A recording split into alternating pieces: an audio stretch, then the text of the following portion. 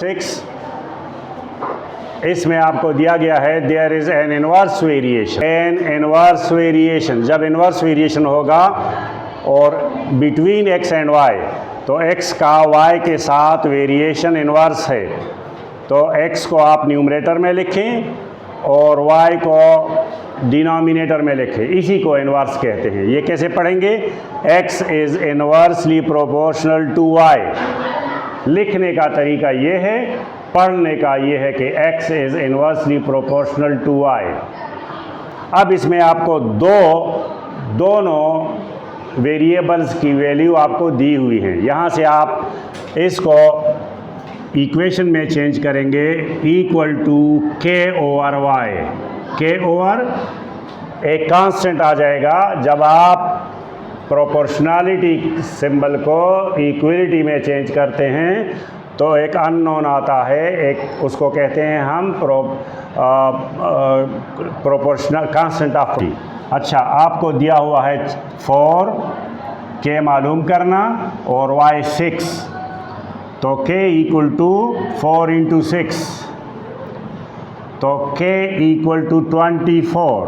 पहले स्टेप में हमने k मालूम किया। अब हम दूसरे स्टेप पे आते हैं। यहाँ पर आपको y मालूम करना है, x दिया हुआ है। आप फिर ये वाला लिख लें, ये इक्वेशन लिखें, x is equal to k over y। So हमने y मालूम करना है, x 12 है, k 24 हमने मालूम किया, यहाँ से k की वैल्यू पुट की और y फाइंड करना है। अब क्या है, y को दोनों साइड से मल्टीप्लाई करें तो ये 12y हो जाएगा और ये 24 हो जाएगा, लेकिन हमें y चाहिए। तो अब यहाँ से 12 से डिवाइड करें और इसको भी 12 से डिवाइड करें तो y इक्वल टू 2 आ जाएगा। ये भी सॉल्व हो गया। ये आपका फर्स्ट पार्ट। सेकंड पार्ट में क्या है? सेकंड पार्ट में हमने x फाइंड करना है और y दिया हुआ है, तो आप फिर ये वाला इक्वेशन बार बार लिखेंगे ओवर y। x जो है कि आपके पास 24 है और y भी 24, ये कैंसिल हो गया और x इज़ इक्वल टू 1 आया। तीनों पार्ट्स कंप्लीट हो गए। पहले में आपने x को k को मालूम करना है और फिर जो अननोन होगा वो खुद ब खुद मालूम होता जाएगा। इस क्वेश्चन में आपको r और p क्यूब फिर दिया हुआ है इनवर्स में, इनवर्स प्रोपोर्शनल है between r and p cube.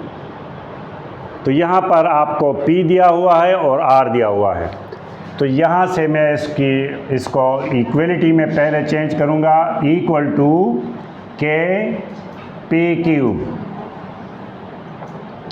तो k equal to r p cube. k किसके बराबर है? आर पी क्यूब के बराबर है। ये p क्यूब मल्टीप्लाई फॉर्म में यहाँ पर r के साथ आ गया। अब मैंने वैल्यू पुट करनी है r equal to 2, p equal to 9 और पावर 3।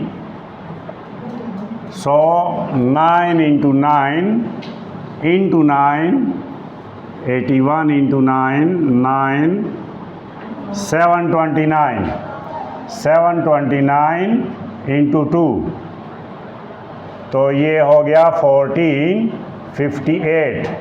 ये k की वैल्यू आ गई।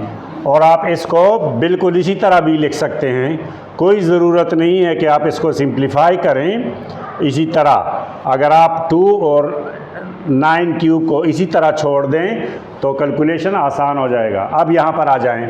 अब हमने r मालूम करना है और p3 दिया हुआ है।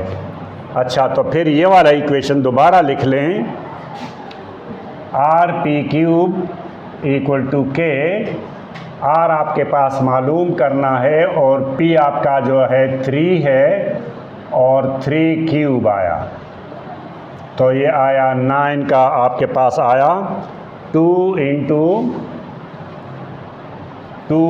9 क्यूब।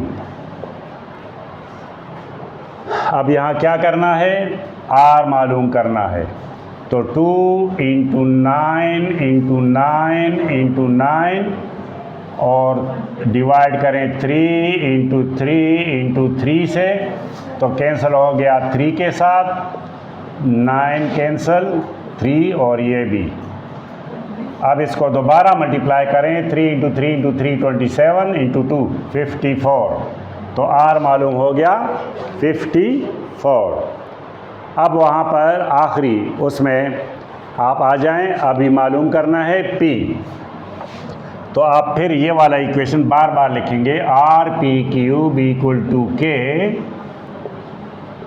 अब R आपके पास 1/4 है और P क्यूब है, और K जो है वो 2 इंटू 9 क्यूब है, 2 इंटू 9 क्यूब, इस तरह आप लिख सकते हैं।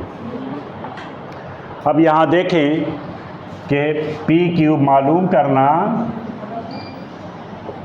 और 2 है और ये 4 भी मल्टीप्लाई हो जाएगा, तो 4 जो है वो आप लिख सकते हैं 2 इंटू 2, यानी ये 2 क्यूब, ये 8 आया ना, 8 को आप 2 क्यूब लिख सकते हैं, और ये P क्यूब है, तो P cube is equal to 2 into 9 cube, क्योंकि दोनों के क्यूब हो गए, तो अभी हमने इसका क्यूब रूट लेना है, और ये 18 3 इंटू क्यूब रूट, क्यूब और क्यूब रूट एक दूसरे को कैंसिल करते हैं, तो P इक्वल टू 18 आया।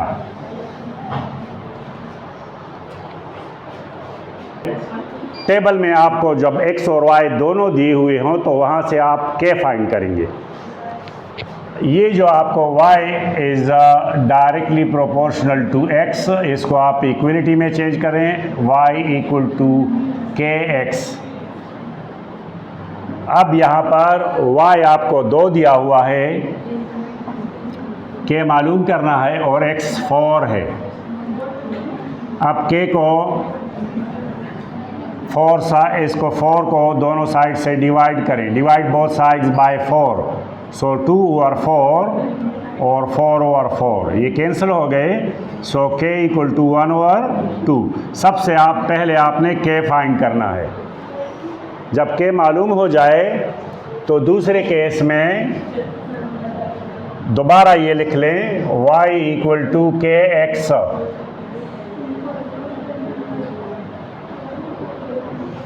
अच्छा, अब x आपके पास 6 है, y मालूम करना, कि आपके पास 1/2 है और x आपके पास 6 आया, सो y इक्वल टू 3, तो यहाँ पर आप 3 लिखें। ये 3 आपने मालूम किया, इसलिए इसको इनसर्कल करें कि है ये तो मैंने मालूम किया।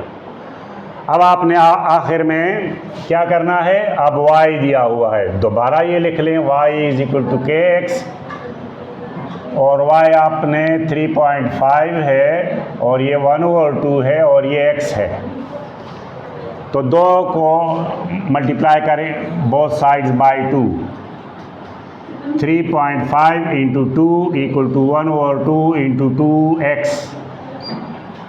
ये कैंसिल हो गया और ये 7 आया, तो x इज इक्वल टू 7। अब तीसरा जो केस है वो आपको x दिया हुआ है, y इक्वल टू kx, और y फाइंड करना है, k 1/2 है और x है 15, तो 15 को जब आप 2 से डिवाइड करेंगे तो 7.5 आ जाएगा, तो यहाँ पर 7.5 लिख लें। ये आपने मालूम कर लिया और ये भी आपने मालूम कर लिया, तो आपने जो जो मालूम किया उसको आपने किया, तो ये आपका क्वेश्चन एक्सरसाइज भी कंप्लीट हो गया।